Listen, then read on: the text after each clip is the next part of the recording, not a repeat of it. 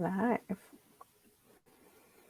Hi, everybody. We're live again on Friday night, and we're here to talk about free agency tomorrow. We also want to talk about the draft, and Scott wants to tell us about his weekend in Toronto. He's looking at me very quizzically, going like, "Why are you throwing at me already?"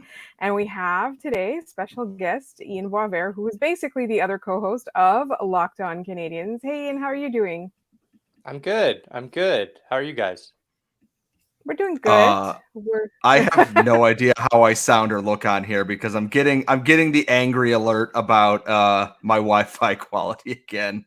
You sound good. You sound perfectly fine. You look frozen and pixelated. So that's the only All right. issue. So if I leave at any point in time here, it's because I'm going to reset my very stupid internet. So And yes, so I'm really, really oh my god! I just opened our YouTube by mistake, so you could hear an echo of what Scott was saying.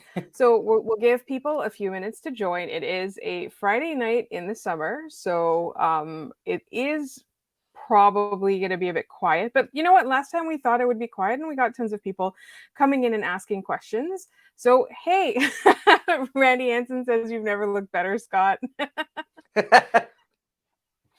I love it. All right, why don't we do okay, we're not going to be doing gratuitous whining, we're not going to be doing gratuitous anger. We're going to Nice. have a measured take about the draft yesterday. And the more time goes by, the more I kind of settle into, you know what? I'm sure there's a method to their madness. I don't agree with it. It looks too much like the previous administration, but I keep calling it an administration as if it's like, I do the a same thing. government. Yeah.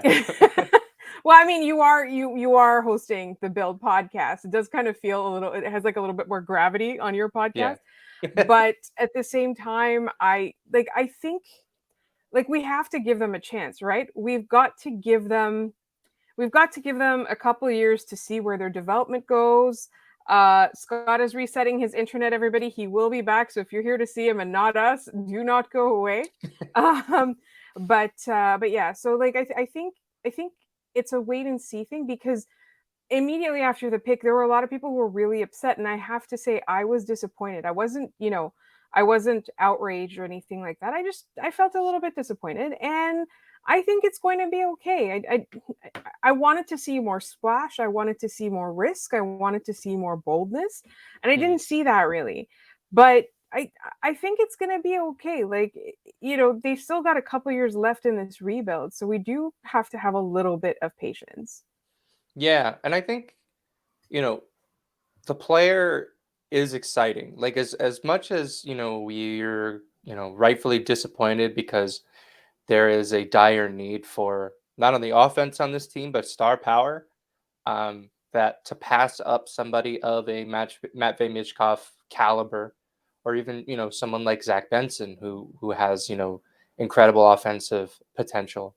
It like you said, it for me it was impossible to leave feeling anything other than disappointed.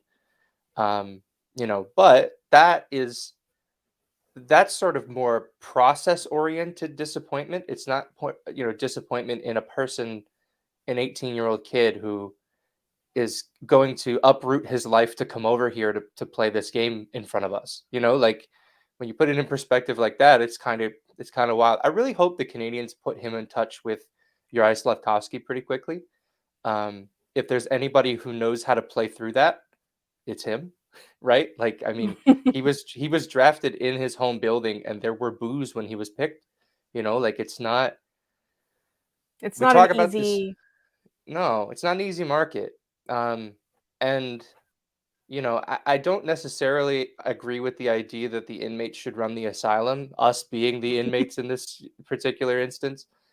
Um, but you know, I'm sort of at the same point you are, where it is what it is. The more I read about Reinbacher, the more excited I get. The day two of the draft was really baffling, and I think it would have done them all really good if none of them got in front of a microphone, but instead they decided to you know, barf out the word culture, a whole bunch in front of microphones. That was really disappointing to hear again and again. The point that when Lapointe mentioned, that they didn't go with Michkov because there's so much time before he gets here. Like it's a long time to wait in the same draft where they picked 3 goalies.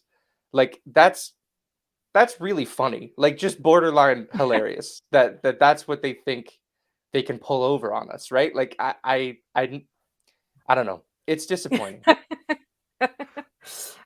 Scott is back. So I want to start sorry, Scott. I'm going to launch right into some of the comments because I want, this is a live hangout for our listeners and we want them to participate. So Trizak, hi, very like a stalwart listener.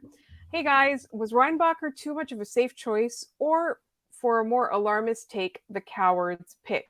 I don't necessarily think it was cowardly to pick Reinbacher. I think it was bold to pick Reinbacher when, like I said in the live show, in the moment when he got drafted, like everybody was saying to the Canadiens, "Don't do the thing," and then they went and they did the thing, right? So. Yeah. I think that was I think that it was bold. I think they acted boldly given like Thrawn is saying, Arizona wanted Reinbacher and the Canadiens needed to get in front of that, and that's what Hughes and Gordon did. So that was definitely something where I would say that if Arizona wasn't hell bent on getting him, there might have been a possibility of some conversations where the Canadiens pick somebody else at 5th and then package something else to get a mid first rounder and try to get Reinbacher at that point. But I don't think that it was a coward's pick. I think it was a safe choice in terms of, the high floor kind of player.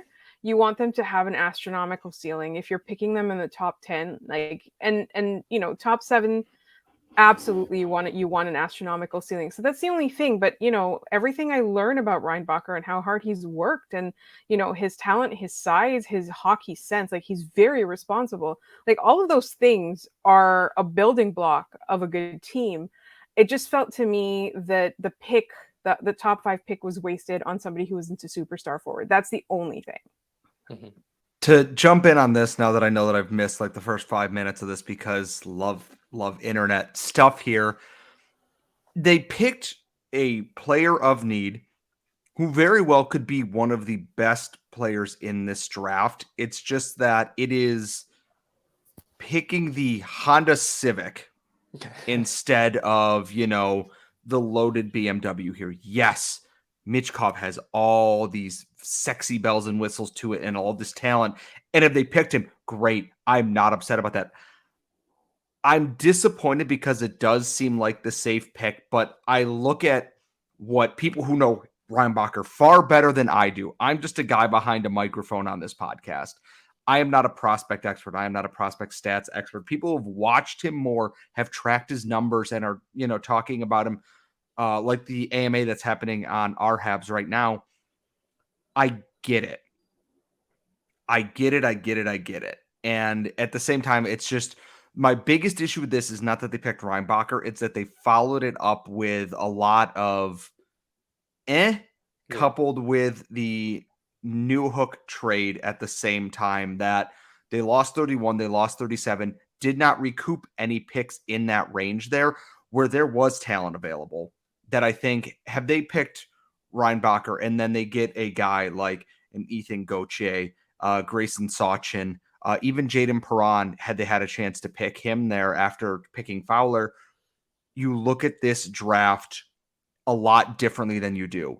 It's head scratching. The Reinbacher pick itself is I think very good. It's just that the overall draft is souring people on everything, and now of course they're taking it out on the person they drafted 5th overall. I wanted Flash and says a lot of it. I did, and I kind of wish they had just traded down, but if they really think that Reinbacher's going to be that pillar cornerstone franchise D-man, I can't really argue because I'm not in their circle. I can not like it, but I'm also not in there, and they probably have access to numbers I can't see at this point. And this is not me trying to cape for management. Yeah. I'm just trying to understand that they get paid a lot of money, I assume, to make these picks. And I like Reinbacher. I do think I would have picked Michkov, but I'm not going to be upset about a potential cornerstone defenseman even if it is boring at this point in time right now. Yeah, I think the way that I've compartmentalized the first round specifically, is that it was a missed opportunity. It's not, on my show, The Build, the one question I like to answer from time to time is, are the Canadiens any closer to winning a Stanley Cup than they were when Hughes and Gorton and Marty St. Louis were hired?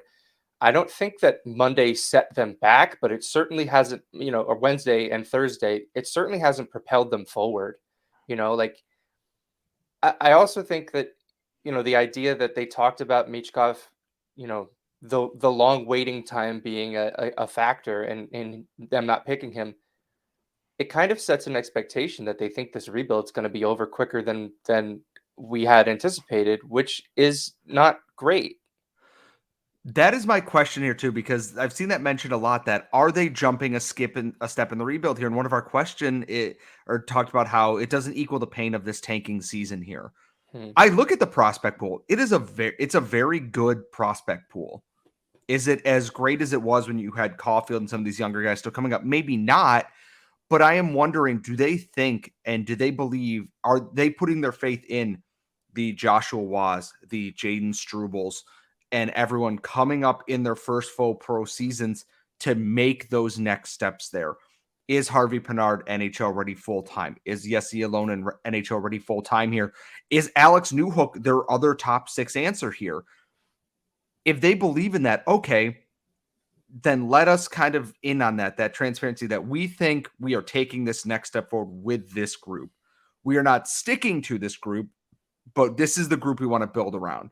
Because right now it looks like the 4 cornerstones of this are Suzuki, Caulfield, Doc, and probably Caden Gooley right now, and then probably soon to be David Reinbacher after that. I don't know if that's enough to get over the hump, but we know development is not a linear path here. And I'm curious to see, can they grow? Is Adam Nicholas going to earn that? And I'm going to say hype that fans give him, that hype and adulation here. And there's a very good question or comment in here. With Calgary imploding, we're probably going to have a top 10 pick in the not next year, because I believe it's lottery protected, but if they kick that another year, the Habs are going to potentially end up with another top 10 pick, even if they are pushing into the playoffs at that point. Not terrible. So yeah, I can't find a way to disagree with any of that. It's how dare you? We should fight on this podcast. Yeah, I think that's the challenge in a lot of this too, is, Habs Twitter and, the Habs community, that they're cantankerous with one another at times, and it's very easy to find disagreements. And there's been a lot of the same argument over the last 48 hours, which is not a good sign for, the way that we look at this front office. The rose-colored glasses have been taken away, right? Like, we're not. I think back to last year's draft, where we sort of left the first pick with the same idea. Like, they better know what they're doing. And on top of that, let's see how the rest of this draft plays out. And they nailed the rest of the draft. Méchard later in the first round, Owen Beck, Lane Hudson. They picked guys in that draft who are going to be impact players in the NHL. Like, they nailed that one. This one, I've been saying for a long time, they need to find goaltending, and they should spend draft capital and money in free agency to sign like college free agents. I'm not saying go out and get like Aiden Hill or anything, but I didn't mean to draft all 3 of them in one draft. Like, it's like they were doing a fantasy draft and they left it on auto pick. Like, that's what it felt like. And they just filled up a part of their roster. The thing is, I love the Jacob Fowler pick. Fowler's Sure. they missed out on that top crop there. Augustine, Hrabel, Gajan, and everybody in there. And then they got a guy that probably should have been in that group. And I think that with the 69th nice pick in this draft, it was a great pick for what they had available at them at that point.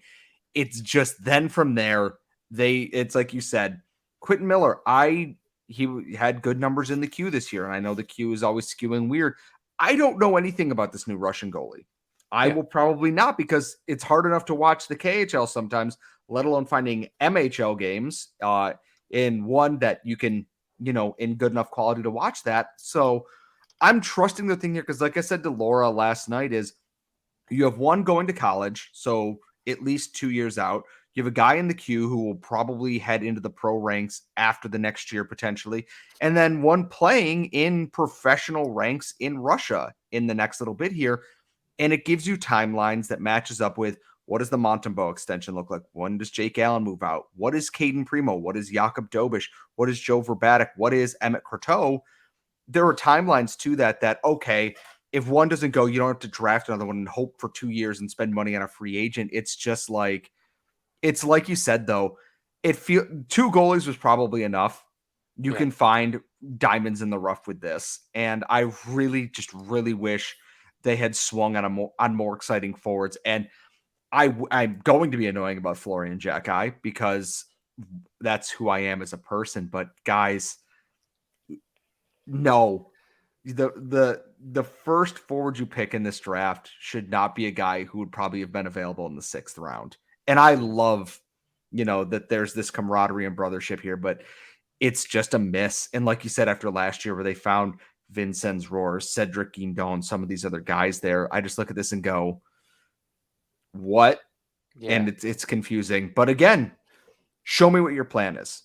Mm-hmm. And I will maybe feel better. Looking at that draft, I just kind of go, you just threw darts at a board. And I'd be more than willing to eat my words on this, right? Like the whole thing is 100%. 100%. Yeah, because that's what we want, right? Like if we're wrong, we're in a better situation. If we're wrong, it's for the Canadiens' benefit, right? Like I know Andrew and Mark talked about it on Game Over after the first night of the draft. They kind of have this smartest guy in the room attitude right now. And when you are the smartest guy in the room and it plays out correctly, hey, we're all better for it, right? But if you're the smartest guy in the room yelling one thing and you're wrong, you look dumb. Like it usually fails spectacularly. So, I mean, with this pick with Reinbacher, there was nothing really risky about it, or it was a safe pick. Last year, I think we're doing a little bit of revisionist history with the pick last year. Everyone's saying like, oh, Slavkovsky was a safe pick. If anything, he was the one they were swinging for upside on. Shane Wright was supposed to be the safe pick who this year, I remember Mitch Brown on Game Over was saying that Wright had a disappointing season in the Ontario Hockey League as an overager. So like, there's time for all of this to play out. I said it on my show. I know everybody's tired of hearing wait and see because I'm tired of saying it, but like we have to wait and see. Like, and that's the struggle with this too, because then we're 5 years into a rebuild and we blew an entire draft class shy of David Reinbacher on players who aren't going to play in the NHL. Like it's a real challenge to think about the future in that way. And the thing is that go ahead, Laura. Sorry, go ahead. No, I was going to say, finish your thought because I want to get to some listener questions because there's a ton of comments now. Ian, can you see the comments or is it just me and Scott? No, I'm not on YouTube, so it's just you guys. Can you not? He doesn't have access to our little fancy control board of things. So. Okay, yeah. So we'll read out some comments once you finish your thought. My thought is, I've seen a lot of people like, well, the Sabres are going to pass us. They should pass us. I'm not saying they're 2 years ahead of us in their rebuild. Which their third rebuild, by the way, in this 10-year pan. They're 20 years into it, but yeah, exactly. Like they were picking first overall when Montreal was like hoping to be a playoff team, right? Like they're supposed to be ahead of us. That's fine. Montreal needs to try to match them though, and I don't think Florian Jacki is going to move the needle much in that department. I mean, he's going to move fists into a department. And here's the thing is, I don't want to be mean to any of the kids that they have picked because, like you said, of course not. They may all turn out great for all I know. And one, I don't want to be mean to Florian Jacki because one, I assume he could kick my ass, and two, I know his brother can kick my ass. Right. So I'd rather not do that. I love the idea. It's a sentimental moment, and that's great. And I love that. You do not build a good hockey team out of sentimental moments. No, it is great. They will maybe play one of those preseason games together where they're both in the starting lineup and they fight half the Ottawa Senators because we play them 7 times for some reason, probably. It's tight. And then we move on with our lives. So but the thing is, do not compare the rebuild to other teams. The Sabres are supposed to be ahead of us. They should be. They've been doing this much longer than the Canadiens have. And the hardest part is David Reinbacher, and this is my final thought on this before Laura gets into the questions here, is David Reinbacher could turn out to be a really steady, good Jeff Petrie plus type offensive player on the blue line for the Canadiens. But no matter what happens, everyone is going to compare him to what Michkov does, and that's not fair. They are two different players. They play different positions. Yeah. And I really, really think it is just an unfair thing for him. He could be a great Norris caliber defenseman, and people are like, well, Michkov scored 100 points. And I think that I want to nip that in the bud as best I can right now, but I already know it's exactly what's going to happen at this point. Yep.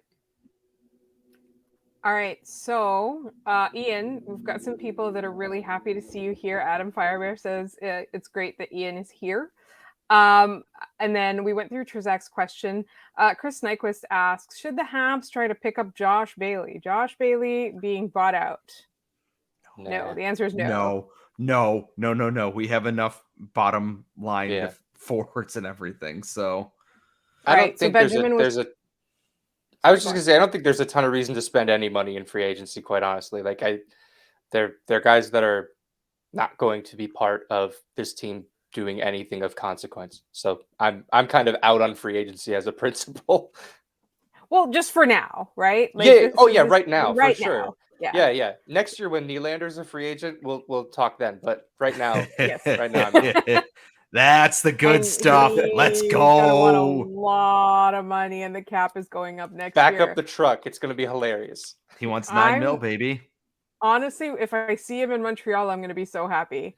All right, so this is a great point by Trzak. Habs fans are dying for a superstar forward on the team. We even got excited when the husk of Ilya Kovalchuk joined the team. So passing on Michkov hurts. I think if there was no Michkov, if there was nobody who was like that potentially, so gifted and potentially so talented, and people are saying next to Ovechkin, blah, blah, blah. If that didn't exist, I don't think people would be as upset with David Reinbacher as a pick. Right. I think that's really it's what we wanted a superstar forward. We wanted to be able to say that the Canadiens have a superstar forward, and that didn't exist. Right. So what if Caulfield just becomes that superstar forward? Are we less upset about it, or? Yes. Yeah. I mean, if he becomes and a I get it. Superstar forward, a lot of criticism goes away. Well, and I think if he becomes that superstar forward, Nick Suzuki's along for the ride, right? Like if Caulfield's scoring 50, what does Suzuki have, like 80, 90 points? Like, you know what I mean? Like it's sort of they will a rising tide raises all ships, right? Like if one of them goes, they both go. And that's the thing is okay, if they're doing that, and then what is Kirby Dach doing? What is Alex Newhook potentially doing here too? And the thing is, I get it. We want that next piece. And when we drafted Caulfield, and I was obnoxious about this, and everyone else is and I get the need for wanting that superstar person. It's just, the biggest thing is with everything is that it's everything on this team is bad now. It's like, no. You cannot retcon facts that we know now.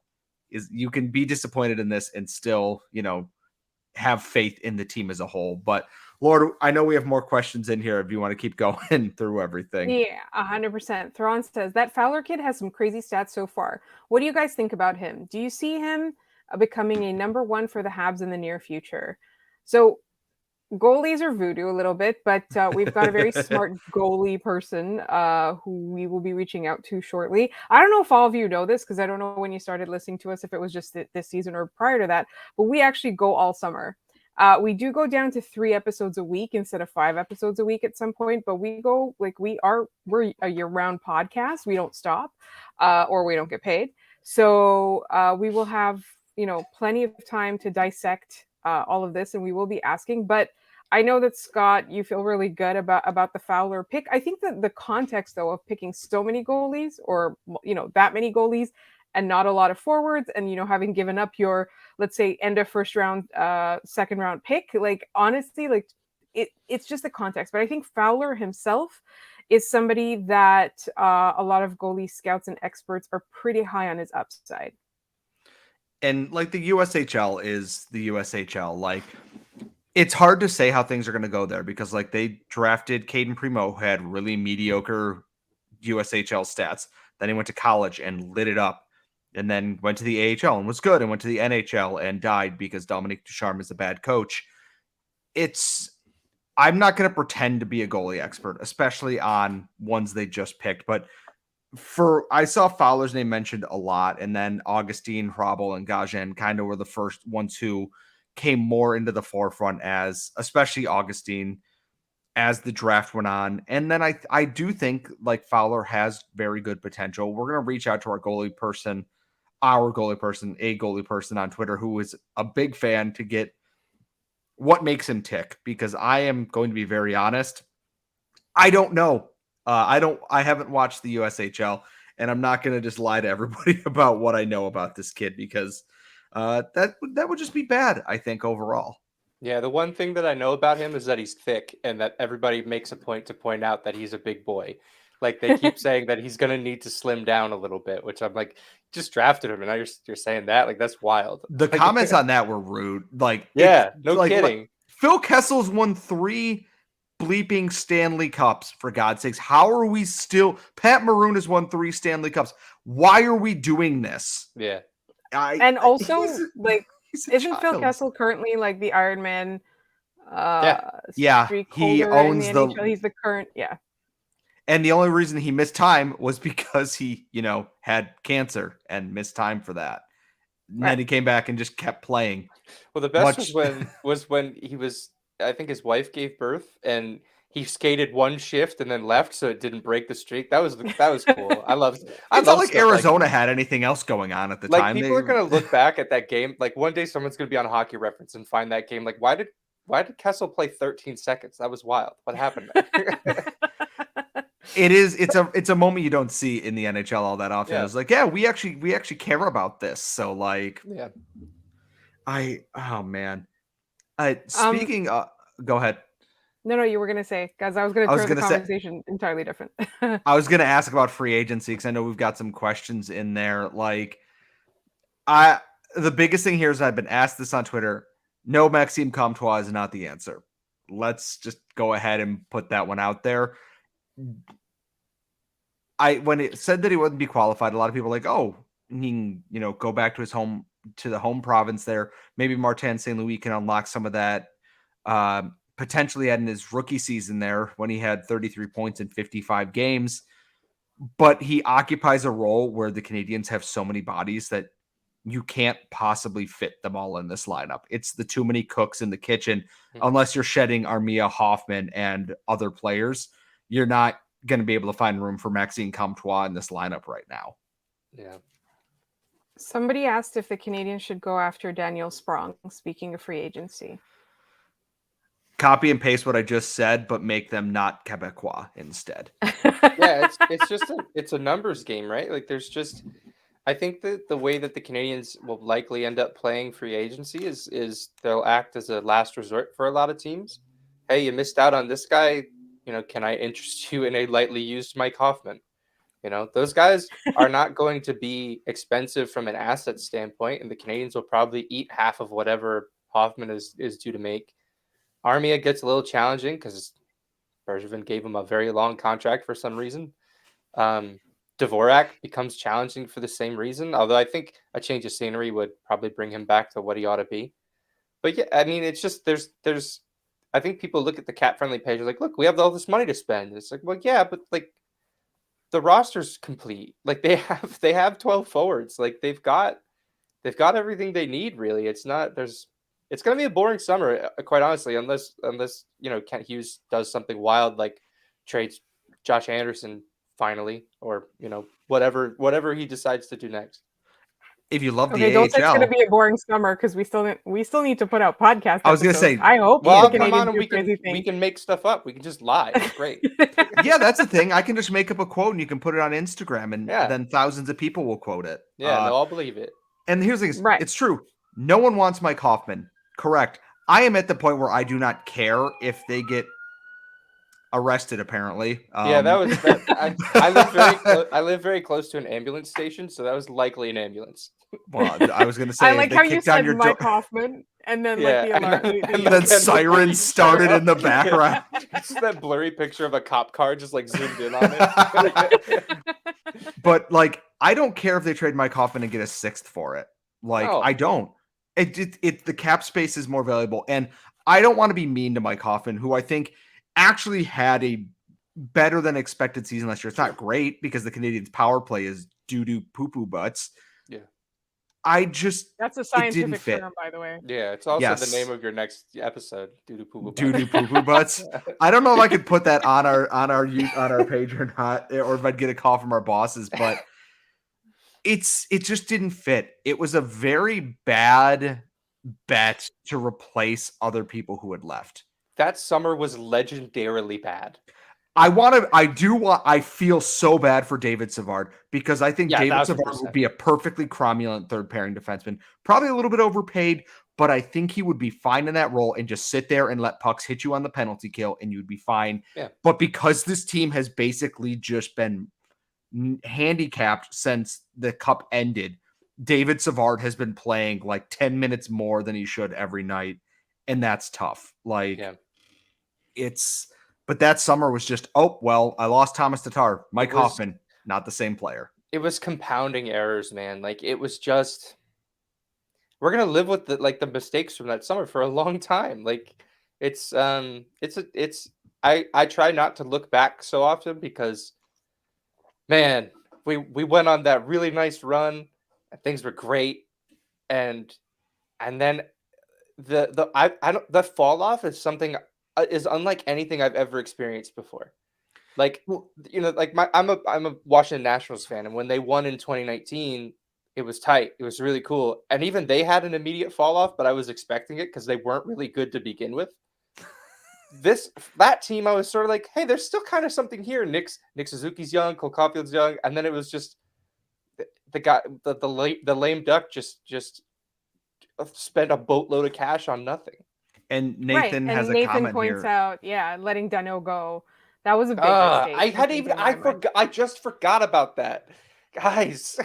That's the thing is, it's like Danault replaced, and it's not just Danault. Letting Danault go over $500,000 is still just a reprehensible thing to do. Yeah, because if you have Philip Danault now as your number 2 behind Suzuki and Caulfield on the top line, and you still trade for Kirby Dach, you're laughing right now. You might not still be great because the defense is a little rough and the wingers are a little rough, but like you're laughing here. And it's the answer to that. And losing Kotkaniemi to an offer sheet they shouldn't have matched.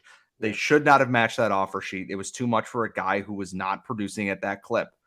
Two things can be true. It's a waste to have let him go for getting almost nothing back. And they also shouldn't have matched that offer sheet. It never should have gotten to that spot in the first place. But just like you said, that fall off was, I'm like, the Canadiens, like, they're going to be bad or worse than last year. Yeah. But should not expect worst last in the place. Carey Price, we should have known it was bad when it's like, well, by the way, Carey Price is probably never going to play hockey again. And also Shea Weber is never going to play hockey again. Also, Corey Perry is going to Tampa Bay. Also, Philip Danault is walking away because Mark Bergevin. And it was just a summer of bad news. And then it's like, oh, by the way, we're signing Mike Hoffman. It's like, that doesn't do anything for me. Like, we knew the leaks ahead of time who they were signing. They were signing Weidman. They were signing Savard. They were signing Paquette. And they're trading for Christian Dvorak. Forgot about Paquette. Forgot that era that's gonna be the peak. Remember some guys, Habs, man. Like we look back on the 07-08 Canadiens as like the peak guys. No, it's that 2021-22 season that we're like, oh yeah, that guy played here. Yes, Laval Rocket legend Cedric Paquette. Like, man. Which, speaking of runs that were fun, yes. I just want to say, don't we all feel better about this summer now? Yeah. Yeah. When you put it like that, yeah. It's like when Mike O'Brien was like, well, they got Alex Newhook for Ben Sherratt. And I go, you know what? Yeah. When you phrase it like that, I do feel much better about it because it's, So. Yeah. Sorry, you were going to say. No, go I ahead. want to talk about two things before, for sure. Because Randy Hansen brought up the Dev Camp invitees. And hold on, I think was it Dawson? No, it was Mathieu who wanted to address the fact that the Canadiens are not giving qualifying offers to Denis Gurianov and Joel Teasdale. So let's get to that for sure, for sure. I just want to make sure we do get around to that. Well, we knew they weren't qualifying Gurianov because it's too expensive. With that, we knew, and they're going to circle back on it, which is what everyone has said. If they don't sign him, oh well. They traded a guy who is never going to play for a guy who didn't look like he wanted to play to get a asset who was fun for 15 games and no harm, no foul at that point. Like Right. Teasdale, I don't know. I think it's a matter of they have Watt and Kidney and all these other guys joining the AHL this year. They need spots. And Teasdale was, until people got hurt, was playing on the AHL fourth line or healthy scratched. Like, fun story, but sooner or later, are you an NHL player? No. Why do I need to give you an NHL contract then? Right. Kind of thing. I think they might circle back on that, and it might just be lower offer, two-way, something like that, so it's less money. But I wouldn't be shocked if Gurianov ends up somewhere else, like a team like Edmonton, who wants speed and some skill there, a team like maybe Detroit, someone with cap space. It's like you said earlier, Ian, the spots are full. Like, unless they shed some pieces here, just what are you going to do? Yeah, and I wasn't like, Guryanov's not a guy that I think I'll miss all that much, and that's not to say anything, personally. It's just I can't really think of a lot of things that he did in the time he was here, and he was given opportunities to play with some of the better players left on this roster who didn't contract the plague. Like, he's a very frustrating player, Guryanov, because like you see it when he's going point A to point B, north south. It's hard to stop him, but the amount of times that he does that doesn't really necessitate having him in an NHL roster spot when you've got guys like potentially Owen Beck making a case for himself in training camp, or Joshua Waugh. Sean Farrell. I feel like we've completely forgotten about Sean Farrell. Like, there's no room at the inn. So like, if you're not moving the needle for us in the NHL now, if I'm the Canadiens, I'm putting guys like Waugh and Farrell ahead of them in the depth chart, just to make sure that, hey, we're playing these guys so they can develop. Yeah, I think that's it. As someone, and one of our comments says that Josh Anderson already does what Denis Gurianov does. Yeah, and it's duplicative. And here's the thing: is when Gurianov was on, when he was on his heater here, holy crap! I get it. Like, I understand why some Dallas fans were sad to see him go, but they were also like, he does this and then nothing else happens or comes from this. And if they get him and it's cheap, I'm not going to be upset because there's skill there and they want to play with skill and they want to play with pace, and maybe they find a better fit for him this year. Yeah, maybe. And if that happens, great. If he goes, he goes. Again, they didn't really give up anything to get him. They traded Evgeny Dodonov, who they got for a guy who's never going to play hockey again. Right. I'm not, my feelings are not hurt if Denis Gurianov chooses to go somewhere else. No, and Dodonov got an extension in Dallas, which is always nice to see. Like, he's sticking around. I felt that's another guy I kind of felt for when he was brought in here, because it was just, he was put in an impossible situation. He's an offensively minded guy who was played further down the lineup because they would rather see Kirby Dach, and they'd rather see their younger guys get those minutes up front. There's just not enough top six minutes to go around.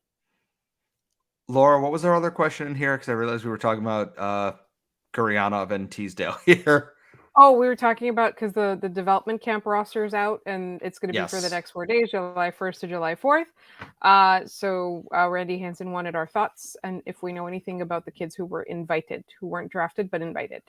Give me 2 seconds so I can actually... Oh, that is the qualifying offers one. I need to open up the roster here at the new Habs Eyes on the Prize, which you should all go check out with our big fancy new label here. So... let me take a look at some of the names here. So invites, Isaac Dufour, decent looking numbers there. Riley McKay got a camp invite, which is absolutely wild to me. Gabriel Seeger. The one I'm excited about the most here is because he's someone I wanted them to pick in the draft is Will Vogt. And not only because he has puns and it makes it extremely hard to actually Google his name and look him up on Elite Prospects.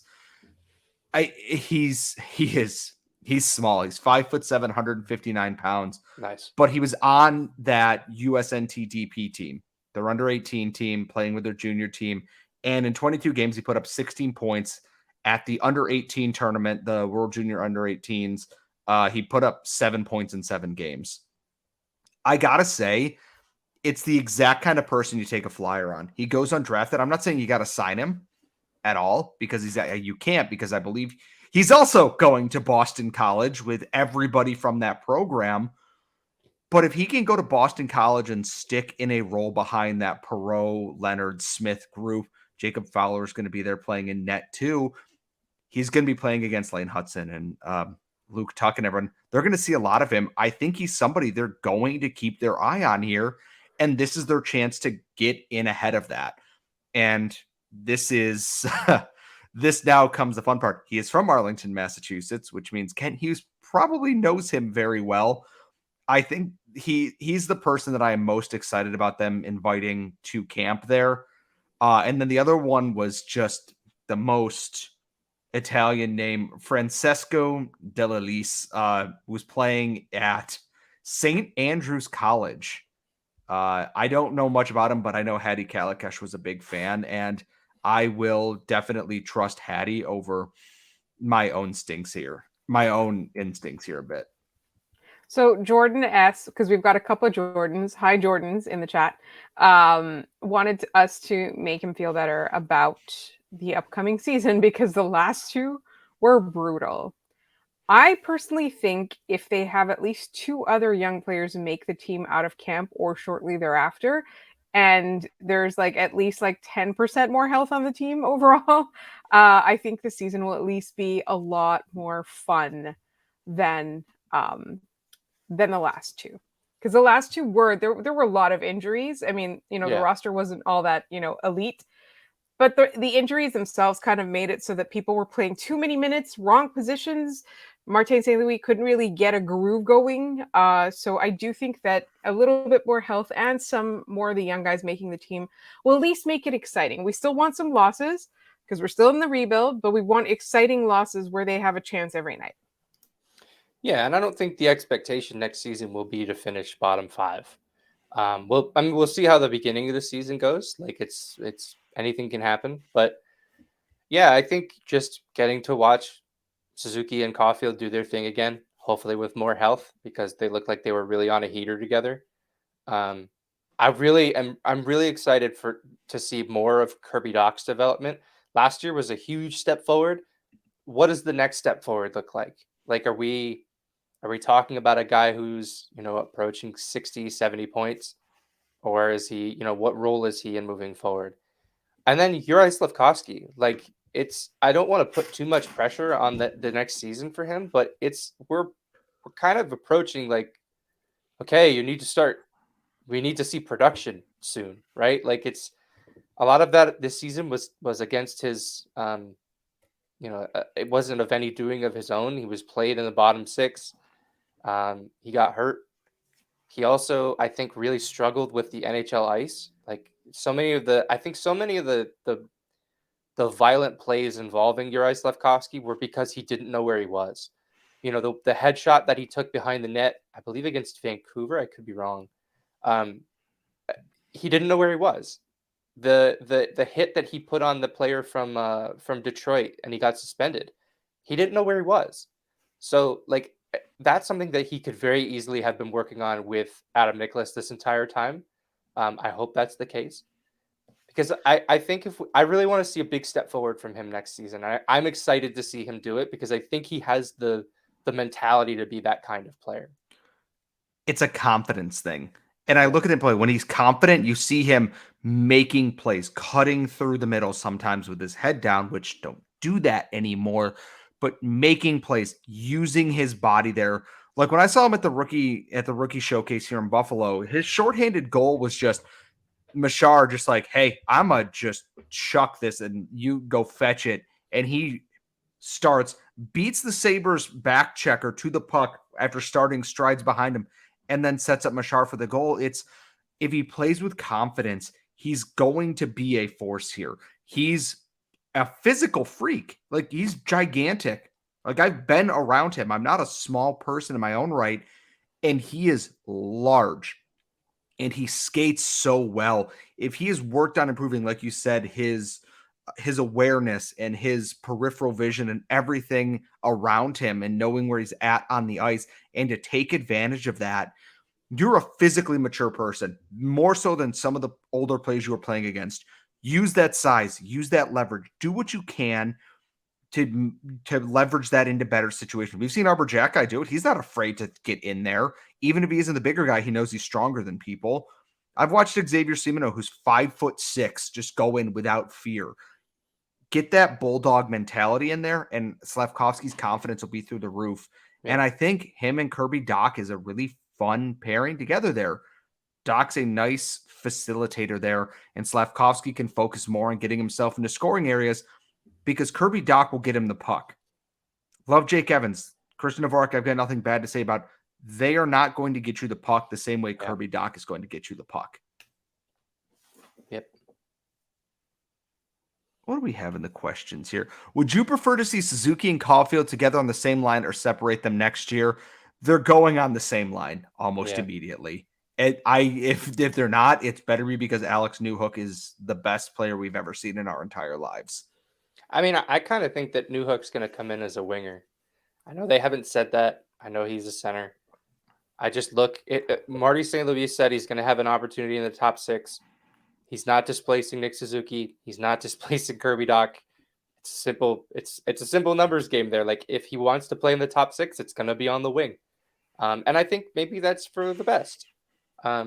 Just to help him get his feet wet. Playing center is a lot of responsibility defensively. You have to be a 200-foot player. On the wing, you can kind of not do that. So, yeah, it'll be interesting to see. I mean, I think training camp this year is going to be fascinating. We'll have to see how it plays out. Ooh, what do we think? Sorry, go on. No, go ahead. I was going to say, what do the Habs do with Dvorak at this point? They're going to shop him for a trade, I think.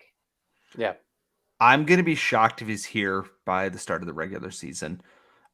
Just because I think that someone mentioned Nashville because they're buying out Matt Duchene. And if you can get Christian Dvorak to provide some secondary scoring and just eat up some of those secondary minutes in a role, like Nashville got rid of a lot of pieces. They also traded, Johansson as well, correct? Like, They need somebody to play center on that team. I think Dvorak at a cut rate price is exactly what they might be looking for. I don't think you're going to get much, which is fine. It's about clearing space. And then maybe you run Monahan as your 3C if Newhook isn't working out there. And that's fine. Because I also think Sean Monahan would be a really good piece to pair up with Juraj Slavkovsky, because Sean Monahan, before he got injured and sent to the netherworld last year, was playing really smart hockey that was really helping his line mates. He was a really good piece with Kirby Dach that got Dach kind of settled in a bit.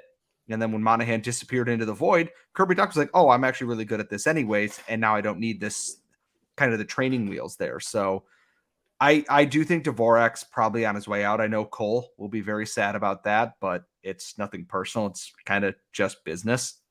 Yeah. Yep.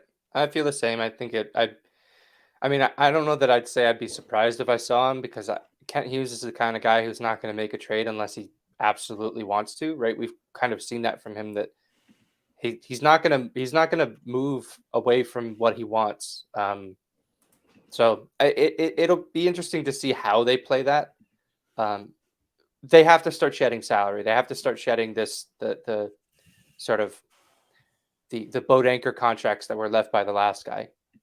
It's time to move on from those. But I don't know how there could possibly be a market for a player with that contract who the last few seasons have looked like that. Like, it's nothing against, maybe he turns it around, but I think he's a great buy low candidate. I'll say that. Like, it is what it is. We're getting some questions about how we feel about the Monahan signing, and where we think he'll play this season.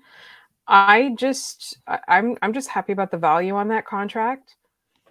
I think it was great for the Habs. Probably not that great for Sean Monahan, but I think it was great for the Habs. I absolutely I love the Monahan deal. I'm glad that he came back because I do think that there are a number of teams that it's like, if you're healthy, we will give you exactly this. And he chose to come back here for this season.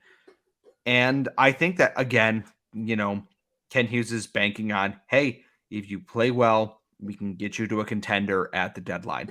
And I looked at the teams going into the playoffs last year. You can't tell me there's not any number of teams who wouldn't have loved to have a Sean Monahan as their penalty kill take face-off guy. Just their guy to, win key draws, eat defensive minutes, even if he's playing 12 minutes a night. You don't care in the playoffs because it's about winning games. And there's a lot of teams out there that I think will pay good money for a guy like Sean Monahan at the deadline if everything goes to plan, which, was the thought last year before everything went to crap. So, yeah, I think the money's fine, right? It's less than $2 million, and we're not that money's not exactly burning a hole in their pocket. Like they're not trying to spend it. It's only a year, so you're not signing up for a few years of this. The one question mark is the health, right? Like it's something it's the reason we have him, right? Is that he couldn't stay healthy in Calgary, and that's why we got him in a first round pick for cap space. I think a lot of people are I think it was the Arpon Basu article on this signing. He said that that the injury that Monahan had last season that kept him out was not the same hip injury. I don't know that makes me feel better. Like that just means he added another very bad injury to a repertoire of injuries. Right? Like I don't know. Like I'm glad it's not the same hip. That would probably do a lot for his mental, right? Like his mental game. Like it's the same problem again and again. I don't know. I'm not a doctor. The Canadiens just got a new medical staff though, so I think that he'll be in pretty good hands. If I remember correctly, it's that he had the foot injury and he let it heal, and then he started training to come back, and he overdid it so hard that he injured, I believe it was his groin in there, and that ended a season, to which my thought is, how hard were you pushing him in rehab coming back from a broken foot that he blew out his crotch? Like, yeah, I know that that's not a technical medical term here, but I'm not a medical professional. I am not a doctor. I did go to college for it, but I'm not a doctor in any means. But I don't think you should be able to mess up someone's groin so bad rehabbing a broken foot that you end their season and be able to keep a job afterwards. So that's I'm so fascinated to know what happened to Kirby Dach last season. Like he had an injury that turned into an illness that turned back into an injury. Like we'll never know. We're never gonna find out, right? Like in my brain, I was like, oh, he has trench foot. Like that's what happened. Is he was wearing a boot that had too much water in it, and now he has trench foot. I think the running joke was Kirby Dach dick fell off, but I don't think that. And the thing is, it's concerning at first because I asked people who have more background on this. I'm like, yeah, he had a lower body injury that they're saying is an illness, and they're like, well, I hope it didn't throw a clot or an embolism or something because that's serious. It was just what a weird season. Like we'll never have a season like last year ever again. I don't personally believe that the injuries were of biblical proportions. Like it won't happen again. Which the question earlier about what should I be positive about? Like even if they are, like Laura said, 10% healthier, it's a better season. They can't be historically injured for a third year in a row, can they? He said as the thunder crackles outside and a monkey paw curls. You guys will finally get a first overall pick, and it'll just last year. And this was a comment I believe someone up above said last year did have its fun parts. It did. Truly, before everyone on the team got injured, we lost all the fun young guys. They were losing, but the vibes were immaculate on this team. Cole Caulfield and Nick Suzuki were unstoppable. Kirby Dach was shushing the crowd in Chicago. And Arbor Jacki sent Zach Cassian into being, bought out this offseason. It was, thank you. Also, Raphael Harvey-Pinard. was one of the top rookie goal scorers, and he played 30 games. Yeah. Like there were good moments. It just that everyone was so injured that you're like, I'm tired. It's bad.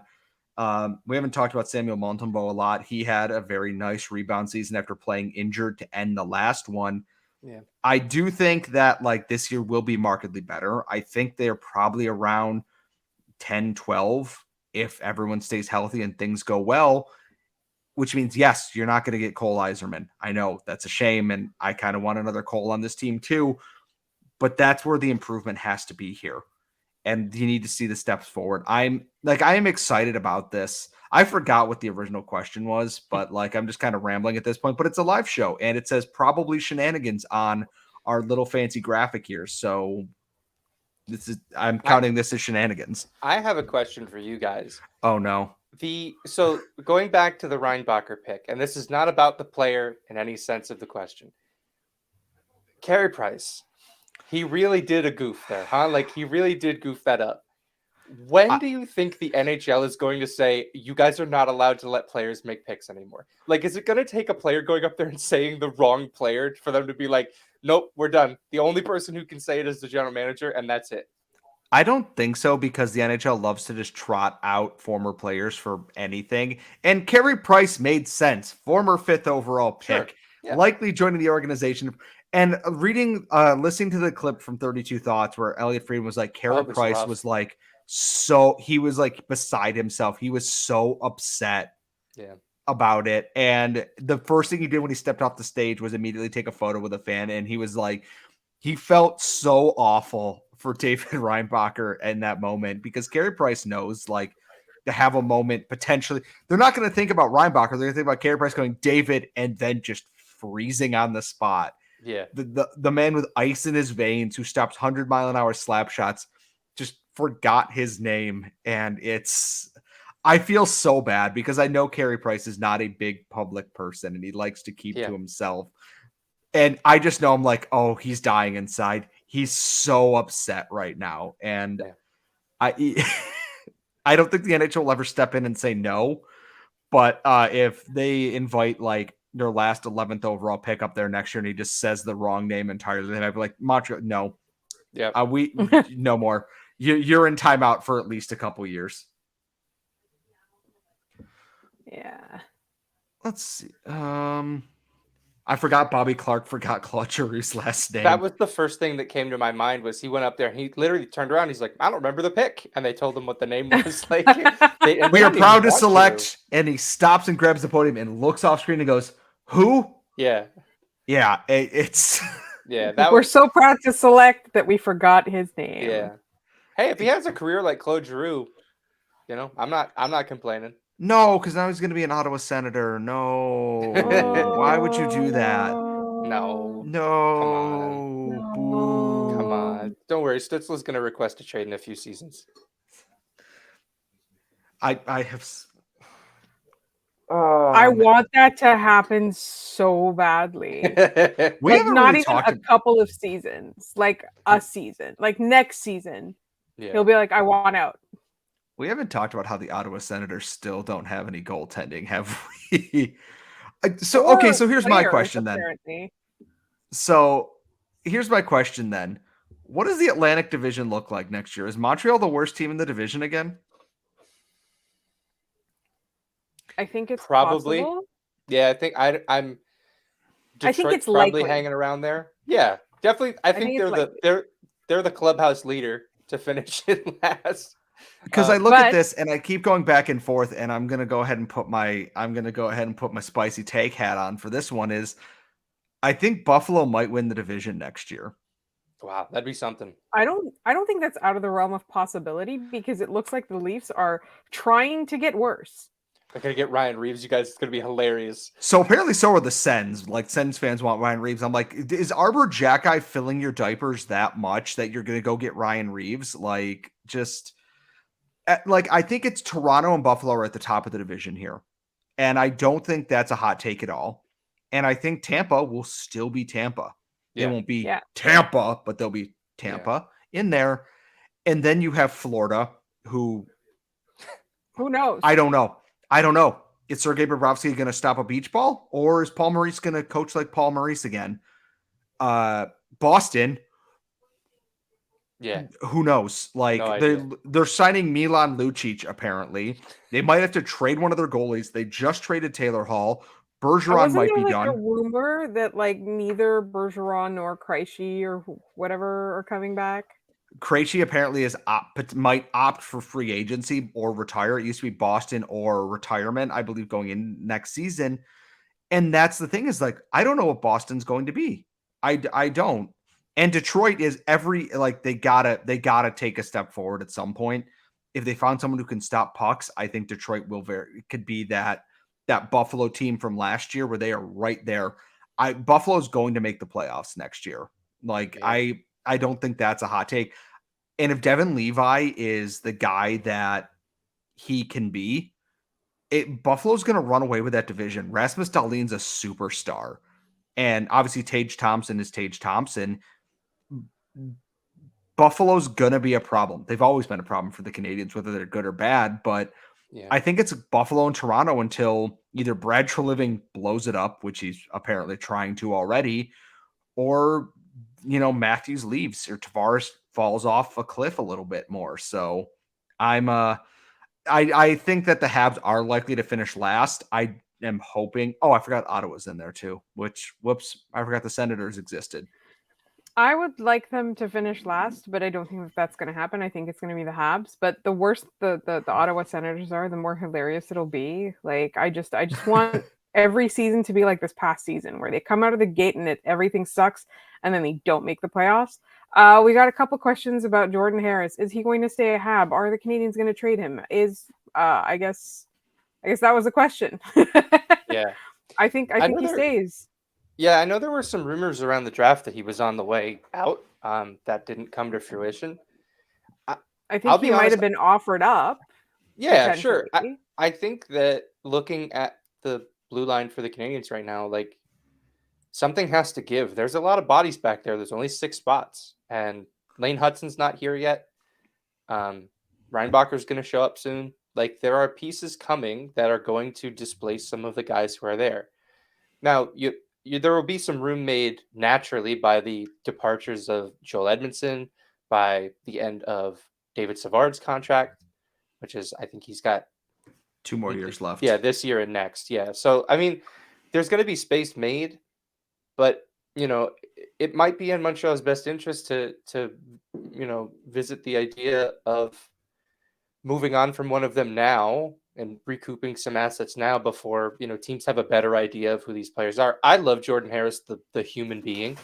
He is one of the coolest dudes that's ever put on that sweater, to be quite honest.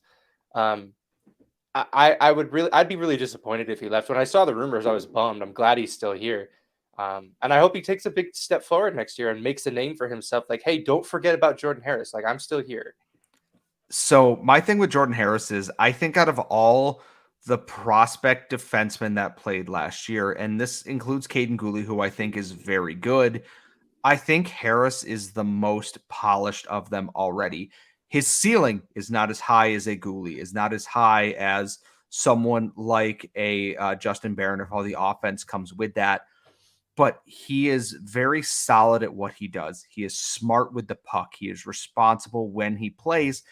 He's got that 2-year extension, which is great. I think Jordan Harris is a phenomenal player. And I know the comments are going to hate this because everyone loves Arbor Jack Guy. I love Arbor Jack Guy. The ceiling of some of the other prospect defensemen here is much higher than that of Arbor Jack Guys. I think Jack Guy could be a second pairing defenseman if he cuts all the dumb penalty crap out and focuses a little bit more on the hockey IQ part of the game here, because you can learn more on that. But in terms of offensive defensemen, which he has that offensive upside, you have Engstrom coming, you have Mayu who can shoot the puck, you have Lane Hudson, you have David Reinbacher there, you have those coming up there. Whereas for Jordan Harris, the competition is mostly Caden Gooley and potentially Jaden Struble beyond that. I'm not trading Jordan Harris this year. I would prefer not to. And the one hard part here is, what do you do with Jonathan Kovacevic, who has Yeah. 2 more years on his contract and is the ideal like third pairing NHL defenseman. He's not going to score a ton, but he just makes the right play. And there's value in that. And the Canadiens got it. Like you said, they got to shed bodies because otherwise they're going to lose people for nothing. Yeah. Potentially trying to sneak them through waivers. So, and that's not going to happen immediately because those guys that are on their way, like they're at least a season away. So like this is a big show me season for a lot of those players. If Xhekaj can clean things up, I think one thing that gives him an edge is that his shot is very effective. I don't know that he is the most offensively gifted defenseman the Canadiens have, but he's got a heavy shot that finds its way to the net more often than not. Regardless of how he gets it there, the fact that he can get it there is something that, like, say, a few years ago, Alex Romanov in Montreal could not do that. I think he shot career at like 4% in Montreal, maybe a little bit lower than that. Like, the goal is these guys have to have a trait that sets them apart from the other ones. Like they have to make themselves irreplaceable by one of the other options that are available. But like I said, that's a year out, but this is a big year for them. Jordan Harris included. I think it'll be fun seeing that play out, but Jonathan Kovacevic is a guy who I feel like might get left on the outside, which is a shame because he's really, really good. I think this is the thing with guys like Kovacevic and Jordan Harris is they're really good at what they do, right? But what they do is not being a top defenseman. And that's the thing. Like, not all of them are going to be anchoring your transition game. Not all of them are going to be quarterbacking your power play, but also keeping the puck out of the net at all times. But they're just so good at what they do, which is positionally, which is like sound decision making. They're never going to be noticed. And that's the thing, like that's the kind of player that you want. But at the same time, they're at that level on this team where it's a possibility that they get traded before the team contends. But imagine if you're contending and they're your like number 5, 6, or 7D, like then you are so good because of who comes ahead of them. Like, and I know, like, if you listen to this podcast regularly, I constantly say this, like, there's such a thing as a good replacement level player and a replacement level player, right? And just because the player is not in your top 6 or your top 4D or your, starting goaltender doesn't mean that he shouldn't be high quality. Yeah.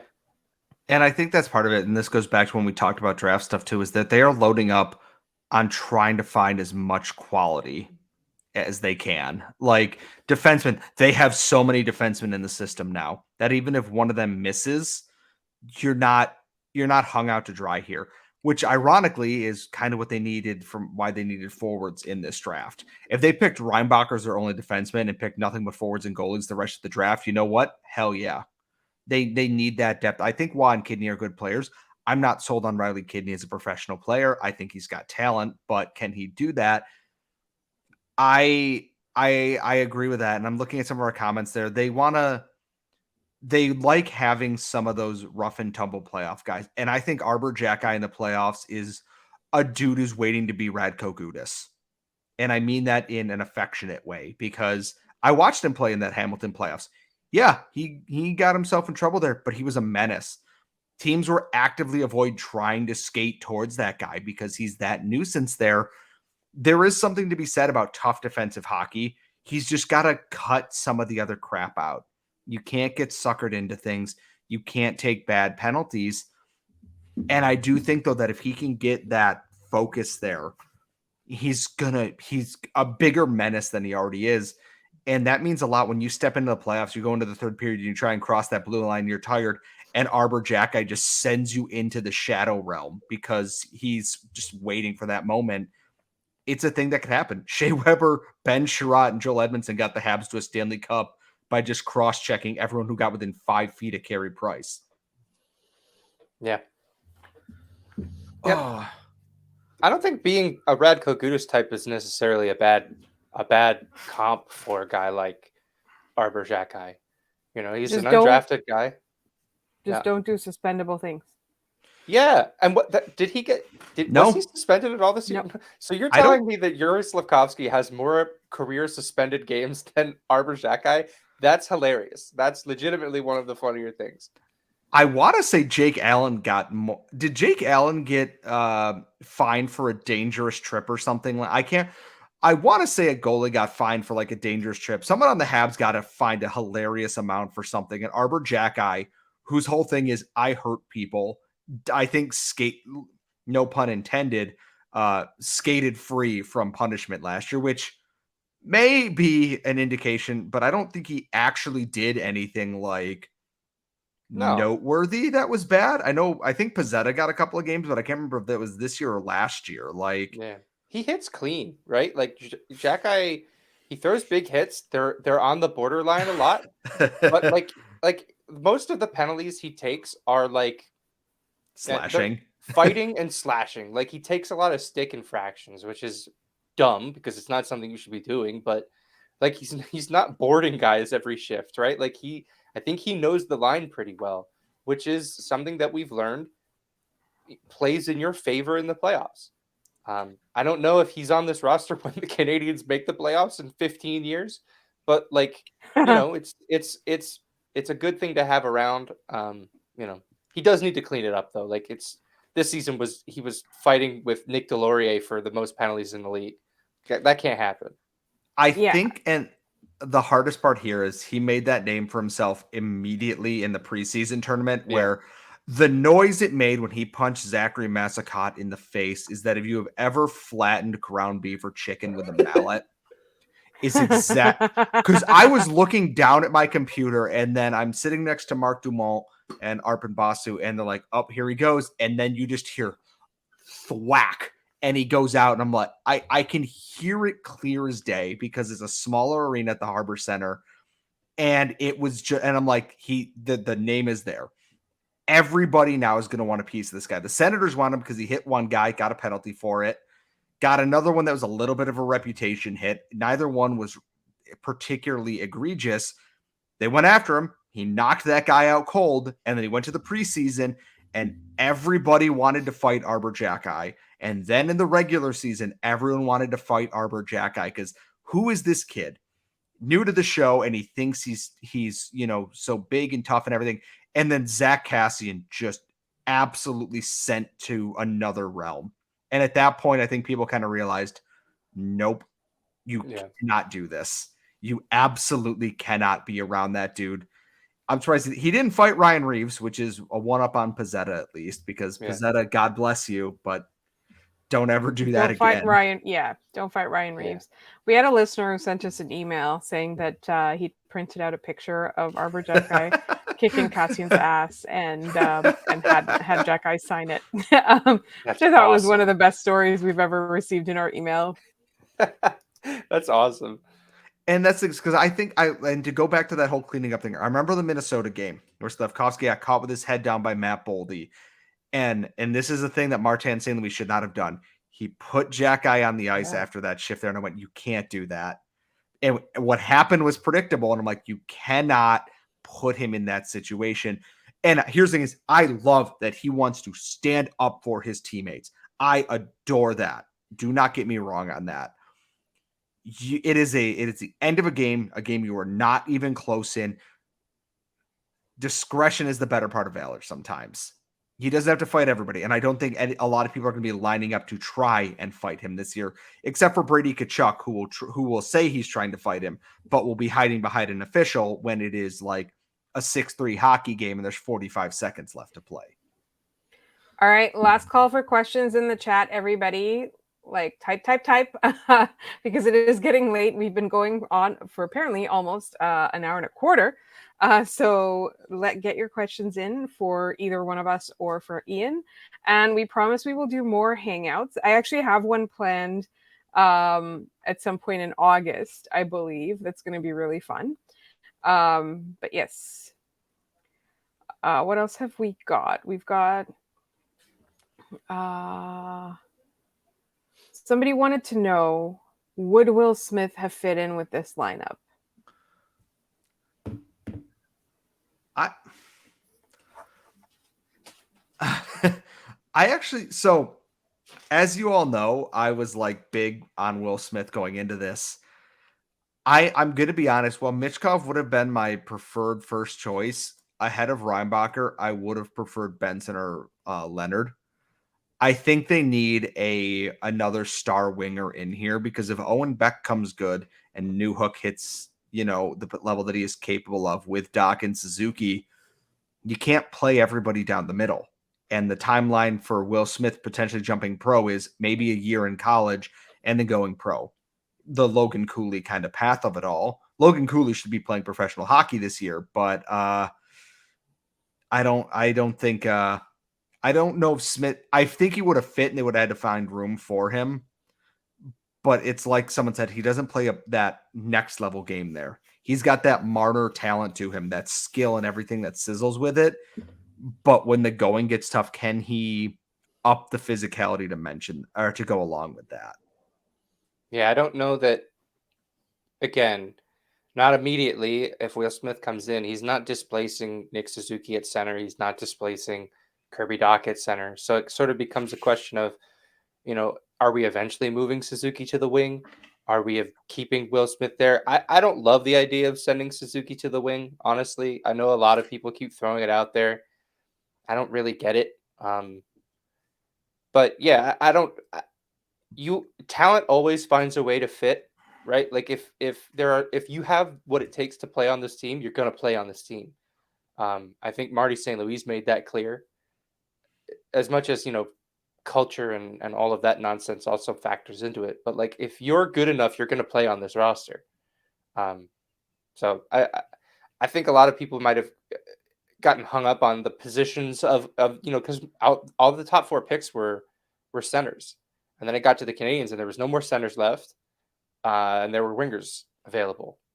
So they went defenseman, So I think if they had picked him, we wouldn't be talking about fit. I think he'd go to college for a year and we'd figure it out. And then next year he'd probably come in and play the wing and be fine.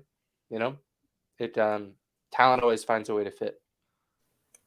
We've got, who is your surprise AHL graduate this year to the Habs? And it's Xavier Simoneau.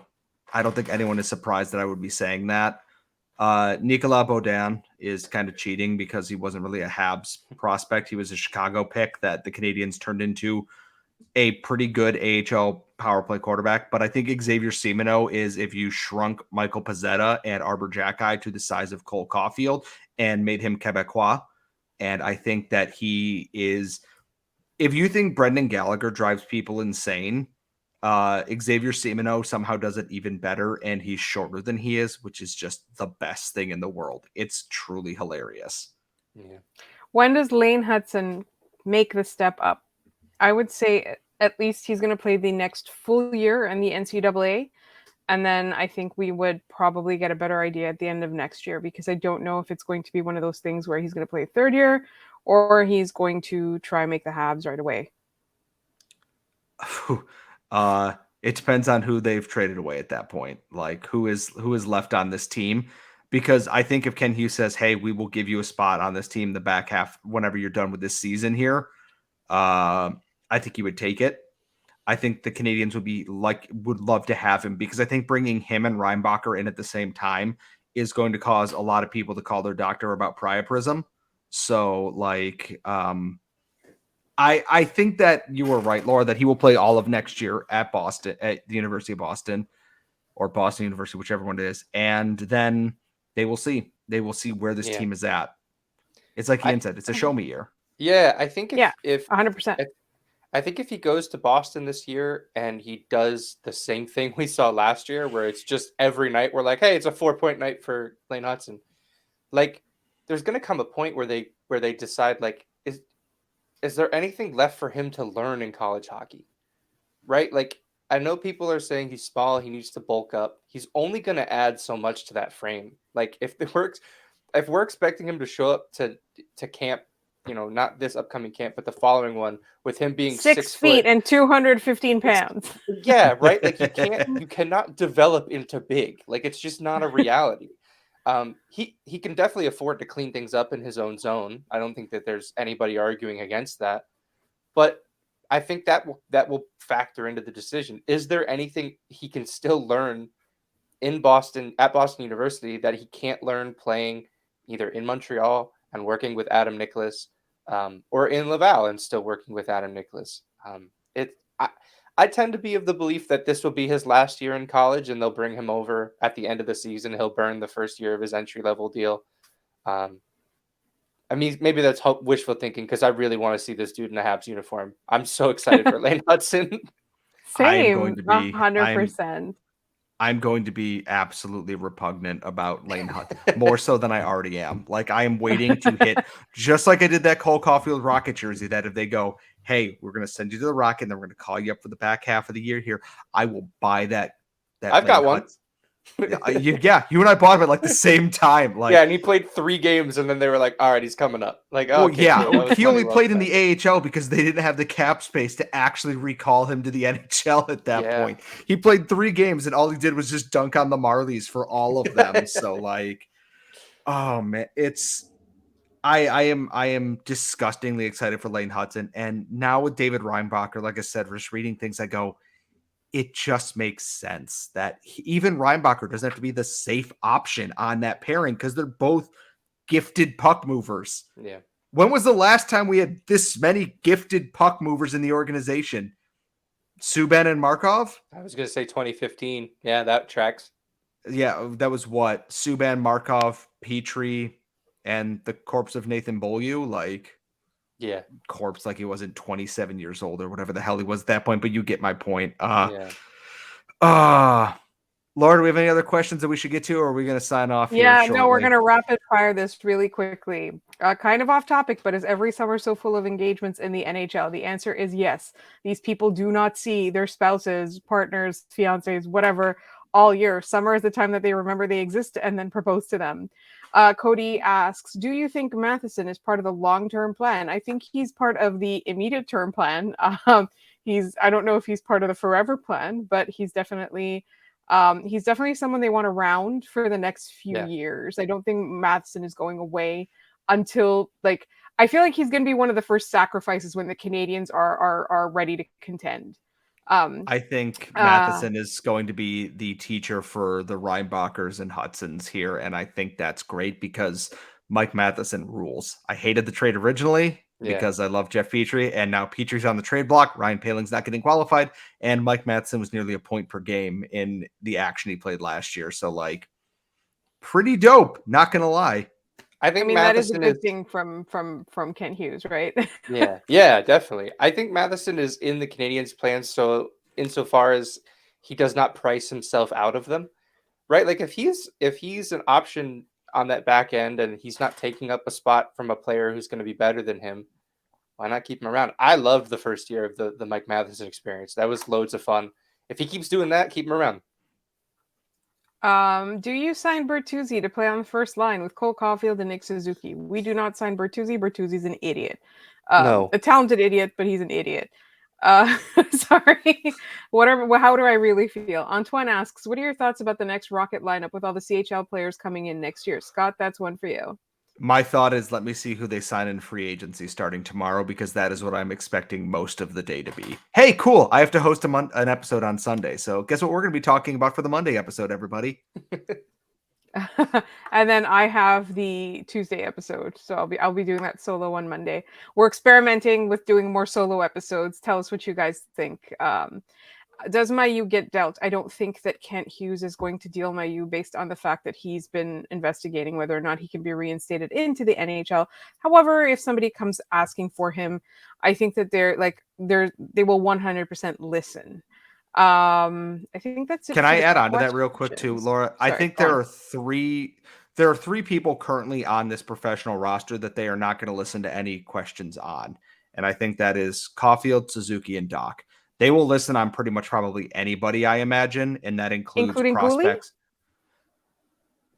I think if there was a team that is offering, and Kay is going to absolutely kill me when she listens back to this, but like, if there is a team offering you a potential star forward, like currently in the NHL star forward, and they want Caden Gooley as part of their package, and I mean, like, you cannot say no, like a Matthew Tkachuk type player.